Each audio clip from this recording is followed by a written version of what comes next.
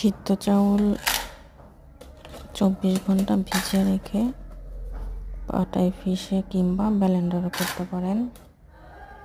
করার পরে এটা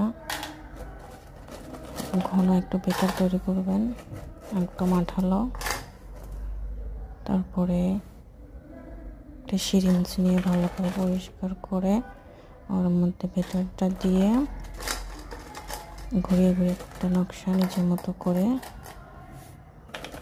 পিঠা বানিয়ে নেবেন। তারপরে এটা একটা স্ট্যান্ডের মধ্যে, রাইস কুকার স্ট্যান্ডার আছে, ওটার মধ্যে আপনি ভাপিয়ে নেবেন। ভাপিয়ে জাস্ট 2-3 মিনিট হয়ে গেলে আপনি এটা রোদ্রে শুকিয়ে নিতে পারেন। পারলে ফ্যানের বাতাসেও শুকাতে পারেন আপনারা, রোদ্রে দিলে বেশি ভালো হবে। 2 দিন রোদ দিলে এটা শুকিয়ে যাবে। তারপর আপনি এটা বয়মে কিংবা নর্মাল ফ্রিজে এটা সংরক্ষণ করতে পারবেন। করে পরে আপনারা টাইমলি এটা